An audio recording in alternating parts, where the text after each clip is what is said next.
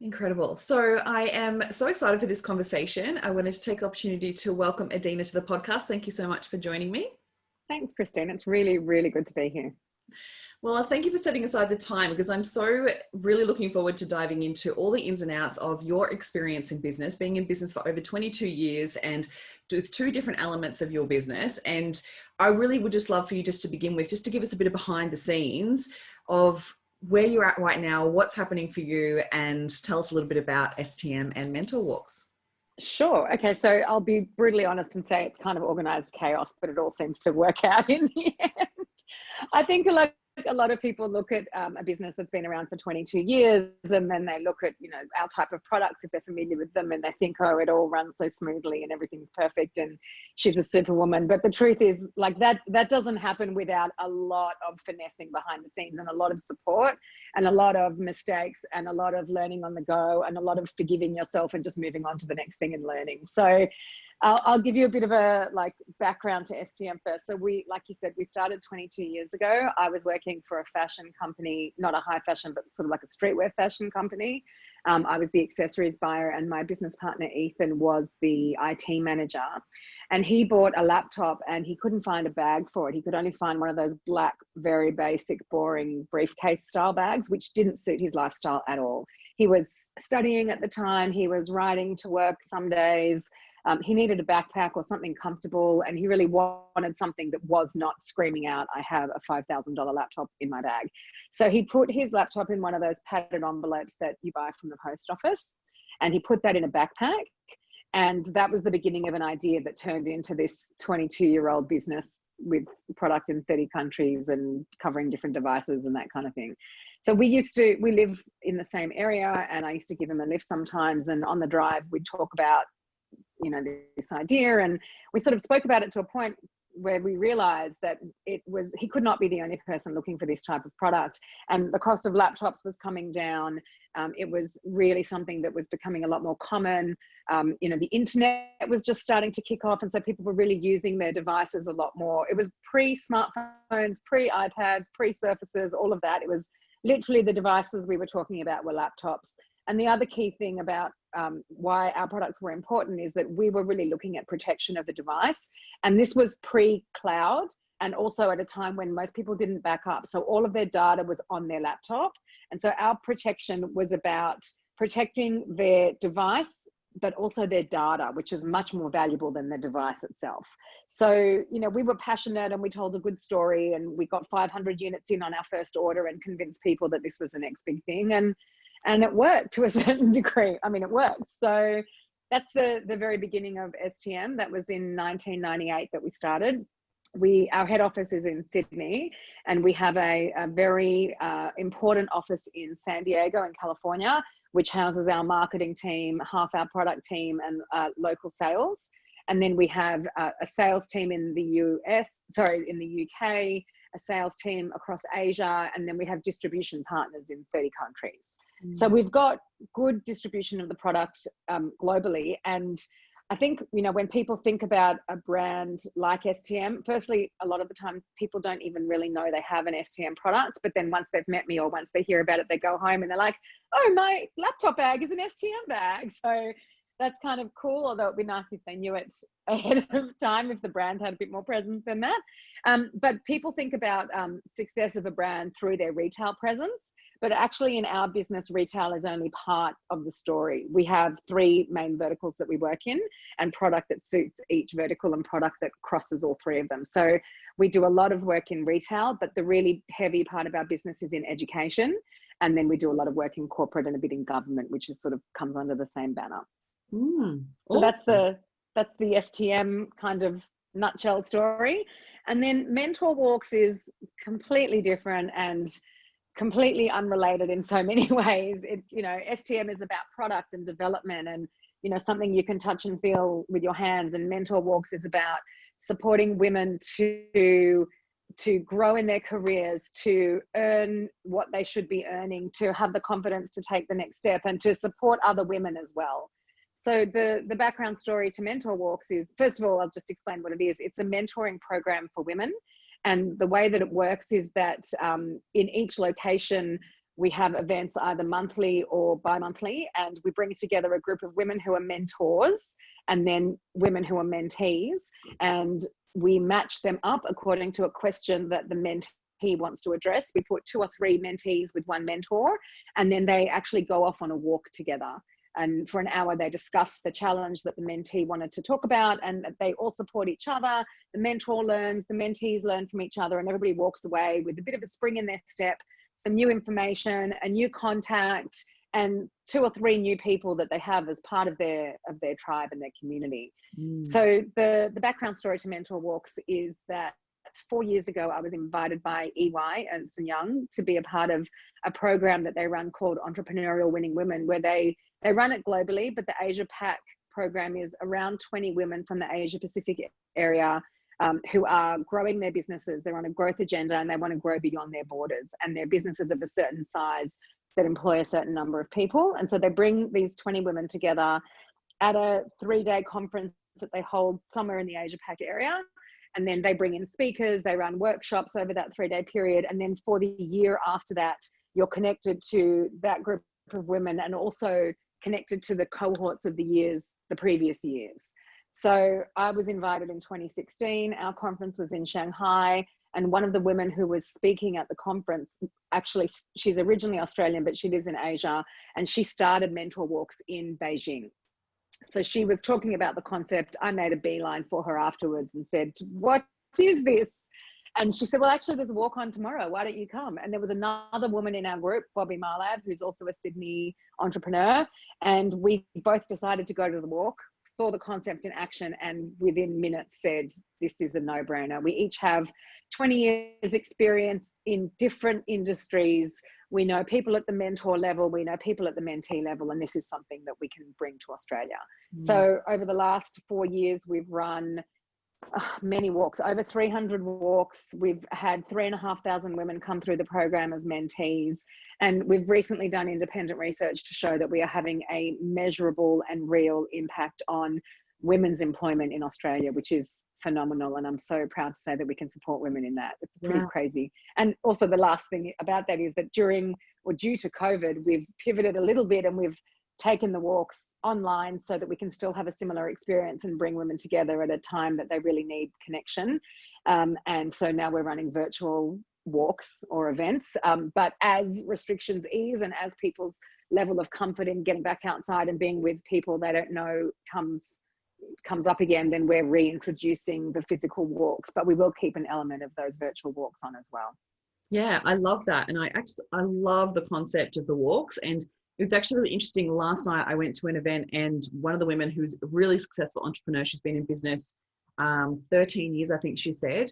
And she was saying how at her level, there is no real other women that she knows that has achieved what she's achieved. And it feels like a lonely space. Yeah.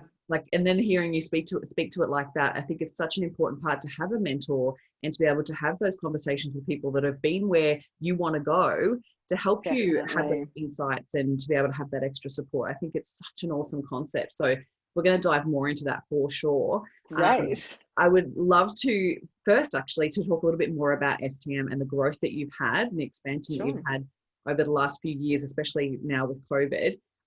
So firstly, actually, I really would love to know what actually had to happen for you to be able to go global. Is that something that started early on, or was it a few years in? And what were the kind of parameters that you set before you went global? So that's a really good question. And I think, look, if I think back on how we did it originally, the very first part of going global was very organic. So Ethan is very business minded and very financially conscious and savvy. And I'm more of the product marketing side of things. And so back when we first started and it was just the two of us, we had very complementary skill sets, and we've sort of overlapped each other a little bit over the years. So I know more about the financial and business side, and he's a lot more involved in product, but we still really do maintain those areas of strength. And it was very important to me early on that, especially being in the consumer tech space, which was really boring. It was about grey rectangular laptops and software, and all of the tech publications were talking about things that a lot of people, unless you were like a proper geek they didn't really care that much about. And so having a product that looked really cool and that was more of like a streetwear type product was something that was a very easy sell to the columnists or the people who were doing the editorial work in those kind of publications. So for me, it was really important for us to establish a brand. And it was pretty easy to establish a brand in that space because there wasn't much else around. And the product like looked interesting. And it was easy for them to say, okay, we're doing 5 letter of the month giveaways, give us 5 bags. And so for us, it was easy to be able to do that. And from that, we had people approach us. So we had a retail store in Singapore approach us. We had an online store, and this was in the very early days of online stores where you couldn't buy online, but they were using their website as a catalog, and then you could like email them or talk to them and give them your credit card over the phone, and then they ship the product out to you. That's how long ago it was. Yeah.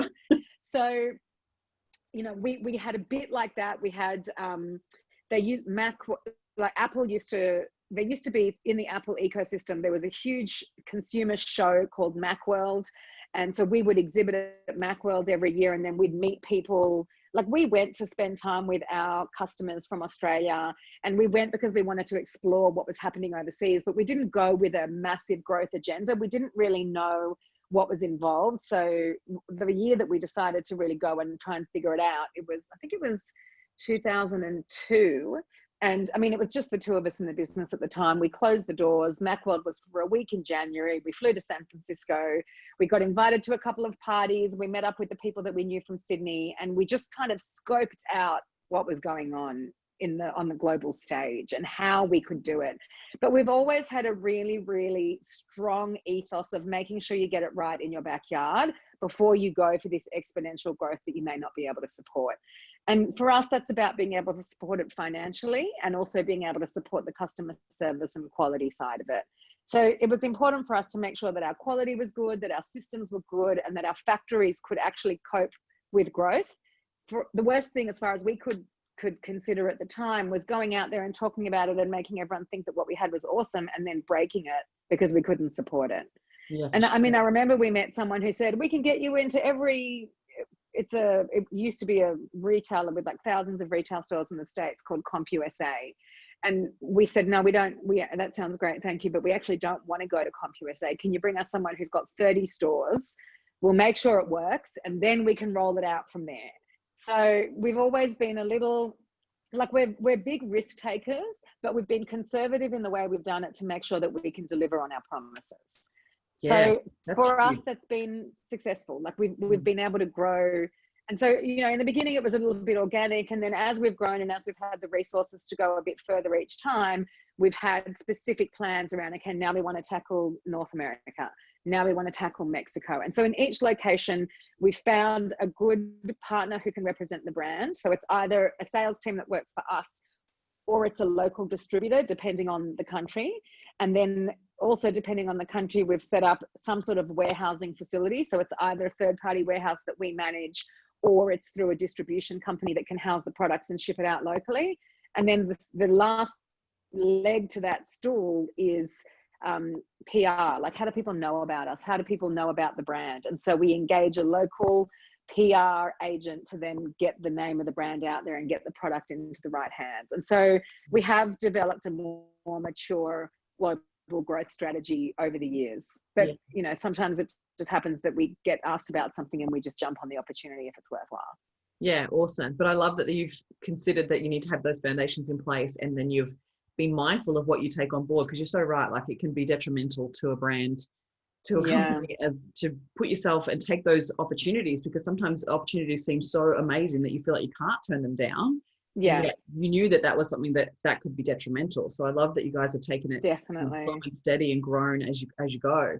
Yeah, I mean, the thing there as well is that, like, it's all very nice and well to think about having, you know, your product in 1,000 stores. But if you, like, even if you just think on the business side of things, you need to order your product from your factory in Asia. You need to pay for that product before it ships. And if you've got long terms with this potential amazing partner overseas, you have to pay for your product 6 months before you get paid for it. And so you have to make sure that your business can afford to sustain that while still paying the people who work for you, while still making sure you're a good partner to the factories. It's lovely to think that you've got orders for thousands of units, but you have to pay for those. And so you have to bring that into play when you're making the decisions on growth. Yeah, massive. Is there any other major lessons that you've had through the expansion and the growth that you'd love to share? Oh, so many, so many. I mean, one of the big things, and this is because I really focus on the product side of the business. As an owner, I care and I oversee a lot of what goes on. Ethan, my partner, is the CEO, so he's still the financial brain behind the business. But as the partner whose main focus is on product, quality and usability and repeatability, like being able to repeat orders and maintain supply, are so important to me.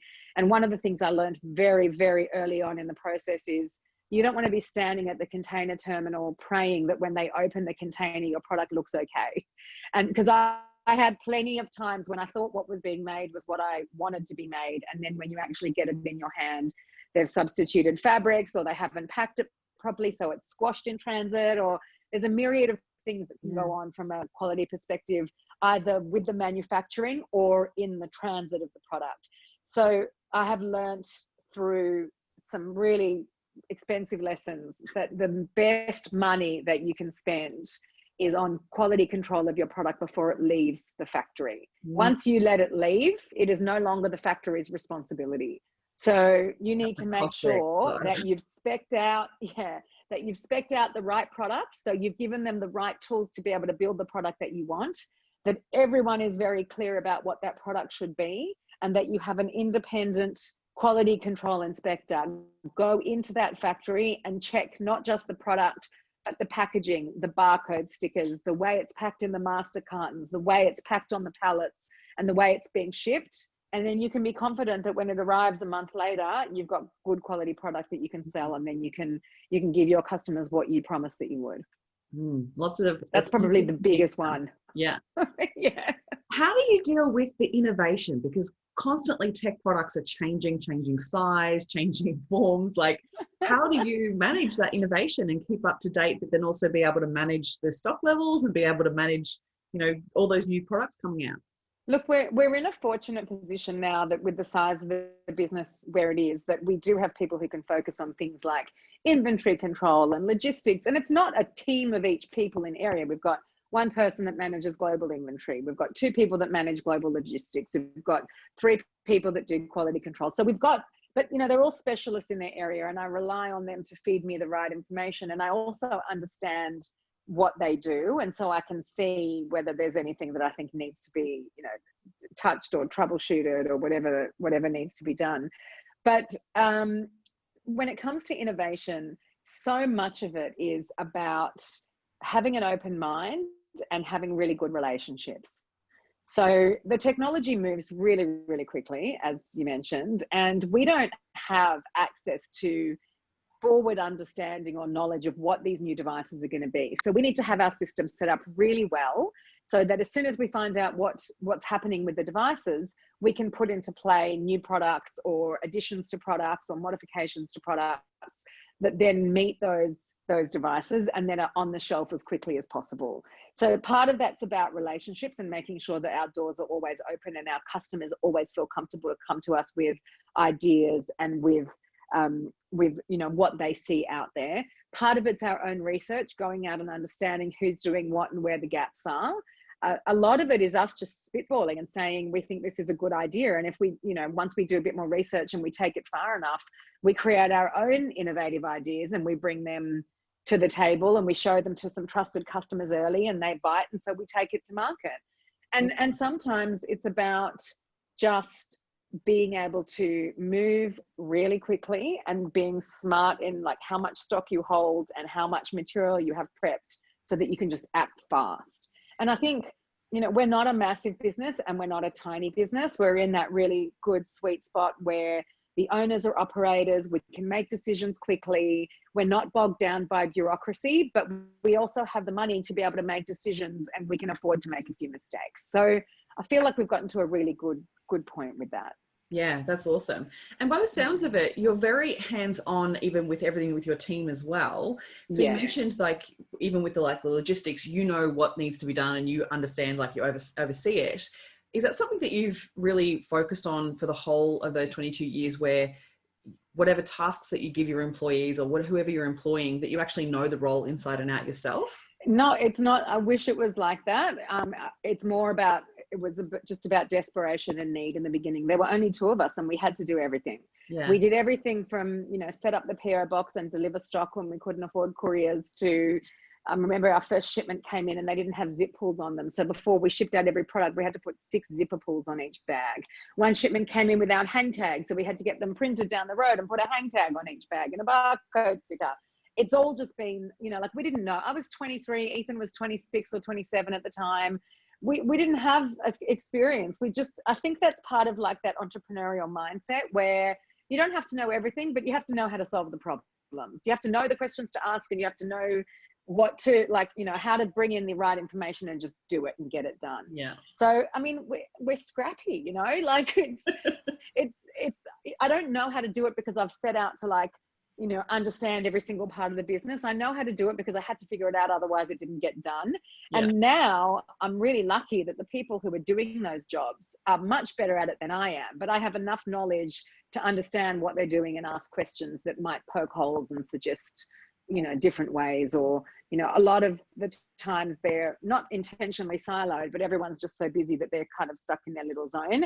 But I have, and so does Ethan, oversight into everything. And so I can see something that sales is doing that might help with logistics or with marketing. And so we kind of bring those people together to learn from each other. So it's more about scrappiness, and not scrappy in a bad way. It's just maybe we can put that and that together and one and one makes more than two, Yeah. So that's kind of where it comes from.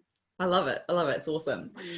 So then let's go and speak a little bit about this year, because this year has been has been intense for a lot of businesses. So I'd love for you to share what were some of the big things that happened first when COVID first hit. Did you feel it from overseas first, or did you feel it here in Australia? So we felt, because I'm product and the product is made in China for the most part, some in Vietnam and some in India, but mostly China.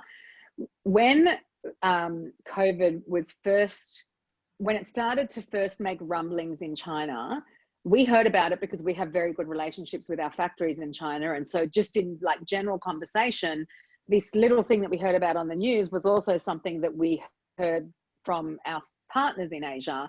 And so we started to sort of triangulate the information. But the biggest indicator to us that something serious was going on was that they have Chinese New Year holidays in January, February every year. And most factories take off around a month. It's usually 2 weeks, but a week before and a week after, you can predictably rely on the fact that nothing much is going on in the factory world. And for the first time in history that anybody I know remembers, the Chinese government extended Chinese New Year, because what happens is most people don't live in the towns that they grew up in. And so during that Chinese New Year holiday, everybody goes home. So there's a mass movement in China of people who work in different areas and regions and go home for the 2 or 3 week holiday. And so the government extended Chinese New Year so that there wasn't this mass movement of people coming back and bringing it with them. And so we sort of sat back and went, holy, that is there's something big going on. I have never heard of anyone extending Chinese New Year. And then because there's a big sort of blackout of products coming out of factories around that Chinese New Year time, we always plan buffer stock that holds us over for the next couple of months. And so we were really fortunate that we didn't really suffer from a lot of companies you can see don't have stock. Even, places like Kmart have gone through gluts of, sales in certain areas, and you go in and their shelves are empty. So we didn't have that because we had planned to be out of stock for a while, not to be able to get stock out of factories. And so, but in the meantime, we're scrambling to think how does this work? What happens if we can't get product? So we started investigating, how do you make product outside China? But that's a 2-year exercise. And so it's not really realistic as a way to save yourself from not getting product out of China. So, we just, we do have really great relationships. And so we just made sure to stay in very close contact with our factories. And we did whatever we could do to support them. like, you know, even down to just not putting too much pressure on them and not making them stressed about our stock, so that they could focus on getting their factories ready to come back online and meeting government standards for when they could have workers back in the spaces. So that was kind of the first thing for us as a company that we had to deal with. And then beyond that, there was lockdown where retailers closed, and we were like, I mean, the big thing for us was when Apple closed their retail stores, because we sell a lot of product through Apple retail globally. And it wasn't so much about the loss of sales through Apple retail. It was more that if Apple thinks this is that serious, then we better take it seriously as well. Yeah. And so then we started to look at our product roadmap and understand what are the areas that we think, like, we have 3 verticals that we work in. We work in retail, we work in education very strongly, and then we have that corporate and government market. And so when we look at product roadmaps for the next 18 to 24 months, we look at how everything we do will fit in with each of those 3 verticals. And so when we started to understand that maybe retail would be clamped down or online would be more prevalent than bricks and mortar, we looked at, you know, what are the products in our roadmap that it's not worth spending time on and resources, and what are the ones that it is worth spending more time on. So for example, you know, we shut down the plan to do a 20,000 milliamp battery because people weren't really traveling as much at the time, and that was something we could pick up later once travel picked up. Whereas, you know, we knew that education was going to be huge because people were studying from home. So what are the tools that we can give them that allows them to use their devices more easily, that allows schools to get their, you know, iPads and Surfaces and laptops out of the school environment and into the home environment? Like, what can we do? Everyone's so stressed and they've got so many things that they're balancing. What can we as a company do to help our partners in other areas make it just a bit easier? Like, we don't want to stress them, we want to make it a bit easier. And that really put us in good stead, because it allowed people to think we're the no-brainer partner that just makes things easy for them. And so they came to us to help them resolve challenges that we could resolve. And so for us, it's been shocking in a lot of ways. And we have quite a sizable team in Melbourne who have been in lockdown for close to 6 months now, with young children homeschooling and still trying to meet their sales targets and all the rest. It's been very difficult, but like, as a business, we've seen it as an opportunity to be better partners and to deliver a better service to our customers, and also to be a better partner to our factories. So there's been a lot of upside to us, not just in the financial side of it, but also just in like, how do you be a better partner? Yeah, awesome. And I think that when you focus on the service from that perspective, everything else will follow, right? Like, if you were too focused on the things that it's like products and hardcore sales, then you would have missed out on those opportunities to be like, how can I serve these people on a deeper level that's going to help them solve those problems that they really and I mean, I probably shouldn't say this, because like, at the end of the day, your business is about being viable, and it's about, you know, financially supporting not just the people who own the business, but you're providing jobs for people who work in your business. But to me, like, people are more important than that. So yes, you've got to focus on making sure you've got the money to pay everybody. But my first concern is like their mental health. Like, you know, do you have food? Do you have toilet paper? Like, what do we do? Oh, you've got your kids in your house. Forget about that meeting. We'll do it later, or just send me an email. Like, I just care about the people. And I know that, like, yes, it is a good business strategy to care about the people, but I actually care about the people. And it's nice that it actually follows on to, you know, a stronger business as well. Yeah, for sure. Has there been anything else really surprising for you that's happened throughout COVID? I think it's given people an opportunity to be really creative about the way that they get things done when the normal ways of doing things aren't possible anymore. And I'm racking my brain trying to think of an example. I'm sure I'll think of 20 after we get off our conversation. But I think one of the things that's really not surprised me, but warmed me a bit, is like how kind people can be. And like, there are lots of people that aren't kind, but the small acts of kindness that make a massive difference to people are popping up everywhere. And we see that in mentor walks a lot. And one of the things that we've been doing through mentor walks more recently is it's amazing that you come and you want to get your advice and you want to understand, you know, how to get through your challenge. But actually, it's about more than that. It's about paying it forward. And it's not just a woman in a senior position who can pay it forward. Somebody who's in an entry level or a first job out of uni, or, you know, at any stage of their own business, what we're encouraging people to do as they walk away from one of our events is do one thing, big or small, that helps another woman. And it might be, I can see you're stressed, is there anything I can do? Or it might be, wow, I've heard about this amazing job, let me introduce you. Or it might be, actually, I don't think you're treating her fairly, and I think we should do something about that. So it's very small to very big, and they all make a massive difference. And I'm seeing that more and more. I just feel like COVID has stripped away a layer of bullshit and allowed people to just like jump in and be kind. Yeah, I totally agree. I feel like it really has helped people to let go of some of the excuses that were holding them back in business and in life, but then it's also helped them realize what's really important. Like, let's get back to the bare bones of let's just care about the people in our space, in our business, in our lives, and care on a whole new level. I think definitely. And one thing actually that I have seen that I love is the barriers to entry for new things have never been lower. People are not afraid to try, and they're not afraid to fail, because they know they're doing their best just to get back on their feet, or to maintain what they need to for their family or for their communities or for their businesses. And so failure becomes a mark of success and of somebody who's like making an effort and who's in there and doing it. It's not actually a negative thing to fail. It's like a sign that you're doing something great and you're moving forward. And I don't think I've ever seen that as much. We've always, like, we're pushing back against failure being a negative thing, and it's always this big social stigma, failure. And it's almost as though, like, I'll try it. If it doesn't work, that doesn't matter. I'll learn from it and I'll move on to the next thing. And people aren't as afraid to fail now, and it's not a dirty word.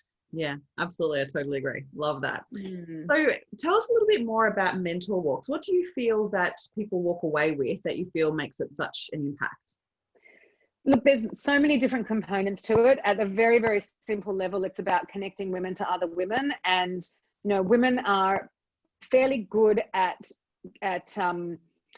sharing and opening up if they're in the right position to be able to do so. But a lot of women don't know who they can talk to. And a lot of people feel isolated because they think, well, I'm the only one who's in this situation, or, this is a new situation that hasn't come up before, or I'm too embarrassed to talk about it. I don't want to talk about it with somebody I know, or, I want to move in my business and I don't want other people to feel threatened by me. How do I navigate that? And they don't know who to talk to. So Mentor Walks is a really, really simple way for us to bring very, very high level experienced women together with women who don't know where to turn. And also women who they might know where to turn, but they just want another, like another component to their community, or they want to get some advice, or just get some, some inspiration and do something new. And so I think, we've built a really good reputation for ourselves by and it comes back to the same thing as STM, focusing on the quality of the experience.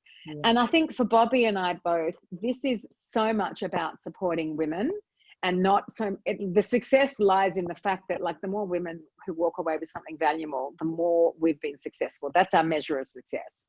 And so if we can put someone with someone and they can, do something as little as, I don't know how to have this difficult conversation, to something as big as, well, I've got a huge role to fill and you're the right person to fill it, but I never would have come across you, like, and everything in between.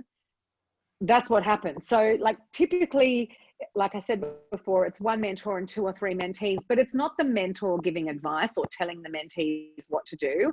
It's the mentor guiding the conversation so that 4 people can have an intelligent, inspiring conversation, and everybody walks away with something new that they didn't know before. And that happens every time, every single time. And it happens not just for the mentees, it happens for the mentors as well. And I think in particular, women who have moved to a certain level in their career where they're overseeing and not necessarily doing as much anymore, like, it allows them to kind of get back to their grassroots and see things in a fresh new way, and then apply that to the next situation that they come to. And I find that as well, like, when I mentor, I'm often learning so much more from the mentees than I feel like I've given them, because they're creative and fresh and different and new. And it's not an age thing, because there's women in the walks who are 22 and there are women who are 75. So it's got nothing to do with age. It's just got to do with a different perspective, and everybody's walking away with something valuable. I love that. They're the best types of conversations for Well, we're sure. in Brisbane. You should definitely come. Let's have a conversation afterwards about how you can get Yeah, involved. definitely, definitely. And I think that, and actually tell us more, because you actually spoke about how with COVID, you've actually pivoted them to be more online. And you mentioned that you're actually going to keep an element of that. So how is that going to Yes. work moving forward? So when we run in 7 locations at the moment, and we do either monthly or bi-monthly physical walks where we get together. There's 30 or 40 or sometimes up to 70 women who come together. We do an intro, we introduce all the mentors, and then we tell everyone who they're with, and they go off on separate walks, which is incredible because it's that shoulder to shoulder interaction that strips away a lot of the intimidation that women sometimes feel with more senior people. And it's just like a really authentic and amazing conversation. And so when COVID first hit, I mean, first and foremost, we wanted to make sure that we were following government guidelines, but also doing what was right for the community. So just because you can get together in a big group doesn't mean that that was actually the right thing to do. So we put a pause on, and it was probably only about 3 weeks where we sort of scrambled with some of our senior mentors and the people in our team to think, okay, how do we do this? And we've wanted to do an online component for quite a while. And this was an amazing opportunity to just, again, kind of get scrappy and just figure it out and do it. So the first virtual event we did was Dubbo, and that was also the first ever Dubbo event that we did. And it was wildly successful, and it allowed us to learn a lot about how people interact online and, how to group people. So we do, up to 3 women and a mentor in a physical walk, but we figured out that that's not a great dynamic for a virtual walk. It's much better to do 2 women and a mentor. So that's, there's a lot of things that we learn from that. The other thing that we've done as a direct result of COVID-19 is our mentor community kept coming to us and saying, what can we do? We know people are struggling. What can we do to help? And so many of them are like at the absolute top of their field and experts in things that are really, really useful and helpful. And the women who are really struggling because they've either lost their job or don't have money or are worried about losing their job or don't know what their transferable skills are or, haven't got a handle on what their strengths are, our mentors can help people work that through. So we set up we call it a conversation series. We've run about 5 or 6 of them now. And we do them every 2 or 3 weeks. They're free events that we run either on a Tuesday or Wednesday evening from 5 till 6. And it's 1 or 2 of our mentors running a 60 or 90 minute, either a talk or a workshop that is on a specific topic that's relevant to our community at the moment. So we're getting up to 300 registrations for each event. And on average, it's probably about 150 women that are participating in each event from a mentee perspective. And it's been absolutely amazing. And again, it's taught us like another vertical on like, how can we support our community and how can we be there for people? And it's given our mentors a way to support women that they wouldn't have been able to do and reach more women than they would have like just in their local community as well. So very good. We feel like we've gotten pretty good at, I mean, everyone's got Zoom fatigue at the moment and we totally understand that, but we're still getting the numbers because the conversations we're having are relevant and they're helpful.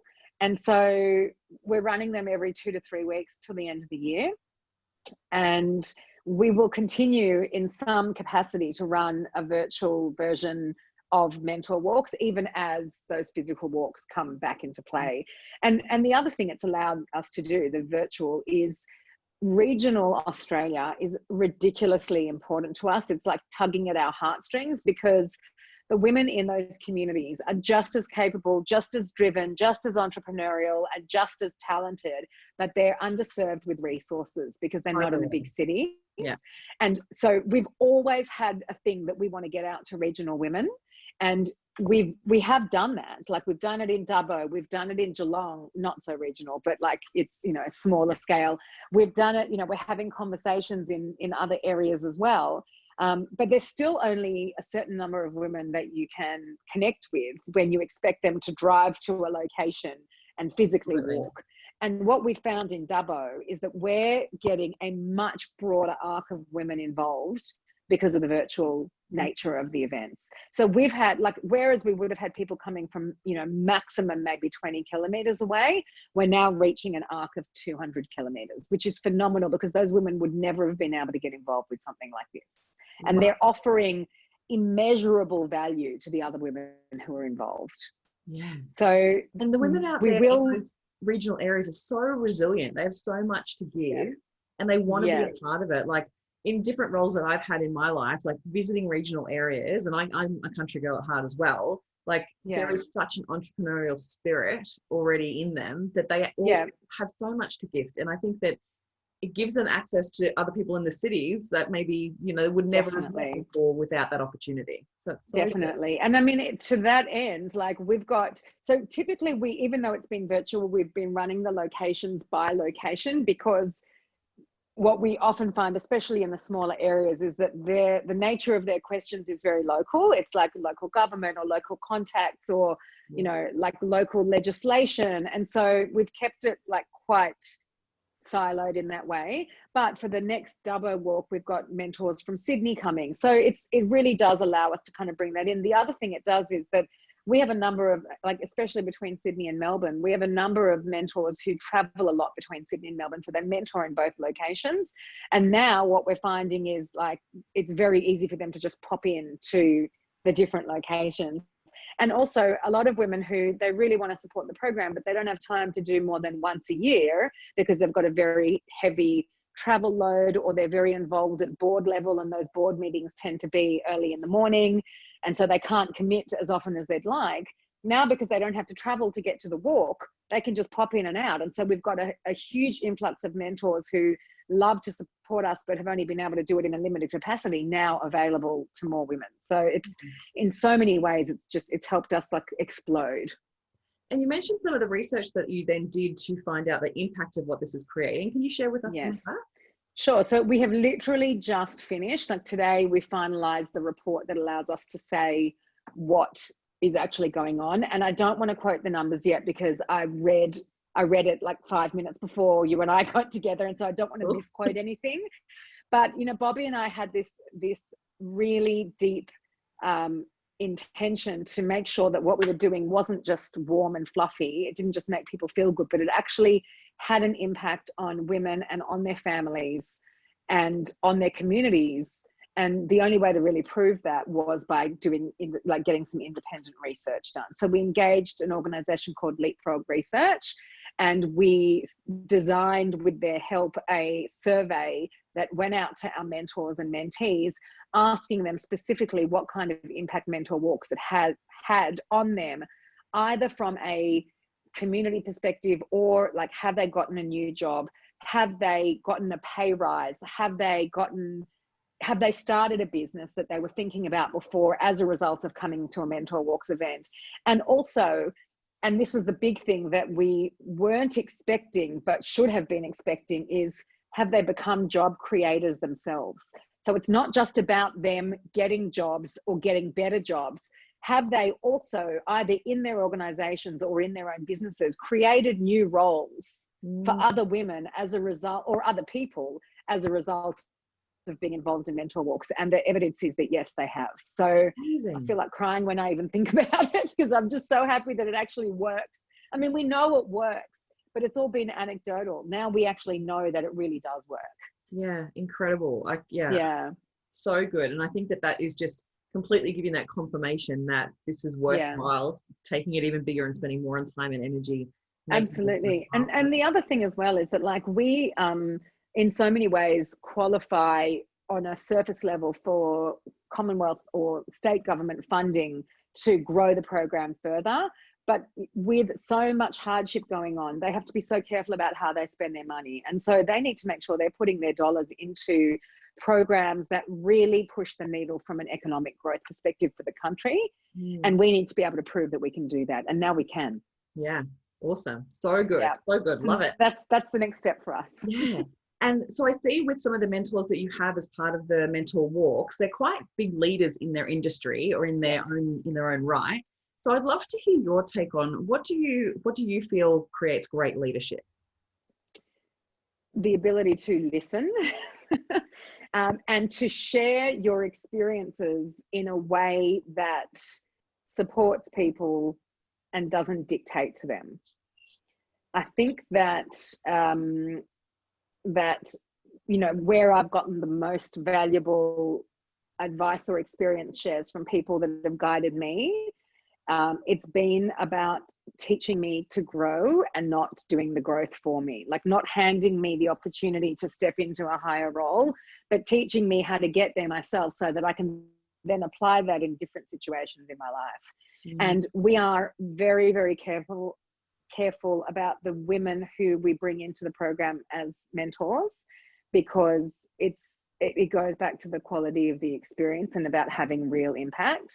And so we need to make sure that there are some incredible women who are very senior in their field, but maybe they're just not, they're not positioned to actually share because maybe that's just not their personality type, or maybe, for a myriad of reasons. So it's not just about being really, really senior. It's about understanding how to lead people down the path so that they can grow themselves, not just tell them what to do. Yeah, that's huge. Absolutely. And I think that the more that you focus on that quality, it's only going to help grow the mentor walks, because nobody likes to be told what to do. Definitely. And actually, one of the biggest things that I've learned about being a mentor comes from Bobby, my partner in Mentor Walks. She always knows how to ask the right questions. So instead of just telling, or even, she shares her experience a lot as well, but she's extremely good at asking the right questions. Yeah, I love it when I see leaders actually sharing their experience or sharing their stories, but it's almost become a metaphor. So you're actually taking your own lesson from it and you're applying it to how it affects you. And I think that that's a really powerful way for people to have their own self-awareness and self-realization. Definitely. And the truth is, have you heard of the Entrepreneurs Organization, EO? So it's an incredible member-led organization that's global, and it's basically I know I'm going to describe this wrong. They're going to hear me say this and they're going to say, no, that's not how you describe it. But it's basically like a member-led organization of entrepreneurs who support each other through their growth journeys and through their challenges. Awesome. So each chapter, I'm in the Sydney chapter, each chapter organizes forums of up to 8 entrepreneurs in non-competing businesses, where you come together once a month and you share your experiences and help each other through their challenges. But one of the basic ground rules of the organization is you do not give your opinion, you share your experience. And the premise behind that is that your opinion is judgmental, and even if you don't mean to be negatively judgmental, it's still you judging the story and then giving your ideas about why something should or shouldn't happen. Whereas experience share is completely neutral, and people can learn a lot more from the way that you behaved in a certain situation than they can from your ideas about what they should do. Yeah. Absolutely. And when you give your opinion, even if it's not negative, there is a certain level of judgment that comes with it. And it's also a perceived judgment on their behalf, which they could take in a negative way or personally, whereas no one's ever going to take your experience share as a negative thing on them. And so it's been an invaluable thing that I've learned through EO, that I've done not just in EO, but it's extended out to my whole world. It's far more valuable to share experiences than to give ideas on what you think people should be doing. I absolutely agree, because we as a human being, as much as we are trying to give and do the best we can only ever share opinions based on our own experiences. Yeah. Right. So it's like we can't, and it can come across as a judgment for sure. So I love that. I love that concept. It's really cool. It's been so valuable for me. And I think it's made me, because as you can tell from this conversation, I can talk, I can get involved in a conversation, and I can get quite passionate about it. And so it's really taught me, it's sort of rounded me out in a way that I don't think would have happened if I didn't think consciously about doing that. Yeah, wow. And so is there any advice that you've been given from a mentor, or any story that you've had that was shared with you that you'd love to share to impart on others? Oh, I wish I'd prepared for this one. Oh God, you've totally caught me. That's all right. I think really for me, what I have seen happen and what I've seen have the most impact on any situation is the power of relationships. So I try and make sure as much as I can that I have strong people around me who know more than I do and have more experience than I do, but also be that strong person for other people, so that there's a bit of a spider web effect where I can support people in their challenges, and then I have people that I can go to support them in their challenges. And challenge doesn't have to be anything negative. It's just, you know, sometimes you need a bit of a boost to kind of get through something, or you've got so much going on that you get stuck. Yeah. And so I think for me, the best, the most useful and best experience that I've had as a person in business, but also as a person just in my life, is surrounding myself with people who want to support each other and who want to be supported and supportive. So that's kind of where it comes down to for me. It's not a really cut and dry thing. It's not like one piece of advice, but I feel like it's one that kind of has a very broad implication. It means that you don't have to know everything. You just need to know where to go to find the information. And do you have a story that you love to share from your experience that you often find you share regularly with other mentees?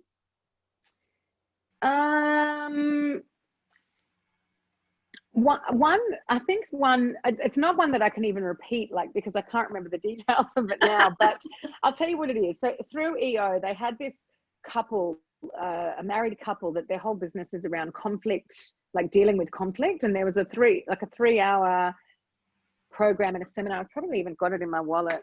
Let me have a look if I've got it. I used to carry it with me all the time. But it's basically, so it's all about dealing with conflict in the best way. It's when you want to, when you need to talk to someone about something that you feel is going to be contentious, or when you're dealing with a situation where somebody's being adversarial with you. So this couple gave out, like, they did a 3-hour seminar on it, and then they gave out a little card. Here it is. It's so amazing. So good. And in almost every situation where I mentor, and in so many different situations in my life, I pull this out and I either get people to take a photo of it or just share the tips on it, because one side of it is raising delicate issues and the other side of it is responding to criticism. And the gold that comes from both of those scenarios can be applied in so many different areas of life. And I use it every day. Wow. So I'm so happy to kind of summarize and give that to you so that we can share it widely with your audience. But that's something that I think is something that I use on an ongoing basis, and I share with people because I think it's really useful. Yeah, love it. So good. And I think it takes the emotion out of it and allows you to deal with things in a way that gets you somewhere. Yeah, and resolve the conflict rather than antagonize it. Exactly. Amazing. Wow, this conversation has been so good. Thank you so much for sharing all of your experience and your ins and outs and everything that you've shared today. I would love to know, what's been one of your proudest moments in business? That's such a good question. I mean, the first thing that comes to mind is, you know, we employ 50 people now directly, and we have, you know, through the volume of product that we make, a lot more people whose livelihoods depend on our success in business to feed their families and educate their families. So to me, like, that's the success of our business comes down to how many people this business can support the livelihood of. Like, that's one of the proudest things for me. I think it's also, like, it sort of comes a little bit back to my kids as well. Like, I work so much, and I think, like, I'm not as present as a parent as I would love to be. And I think, you know, every working parent says that to some degree.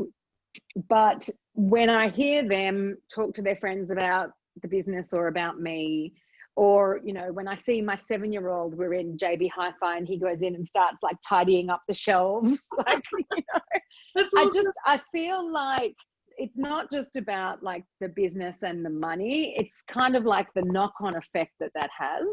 And that's what makes me proud to have a successful business. Love that. That is so awesome. Well, Adina, thank you so much for sharing all of this with us today. I'm going to make sure that I share all of this information and make sure I put the links about mentor walks and STM in the show notes so everyone can check it all out and check that their laptop bag's probably already one of your products. It's possible. possible. You might go to the wardrobe and pull out your laptop bag and it's an STM. Yeah, probably. Awesome. Well, thank you so much for joining me today. I really appreciate you spending the time. Thank you. I really enjoyed our conversation. It's really great to be able to have a good, honest conversation about things like this. Totally agree. And I think it's so important, especially as anyone's going through challenging times, to hear these types of conversations really make a difference. Yeah, definitely. Thank you.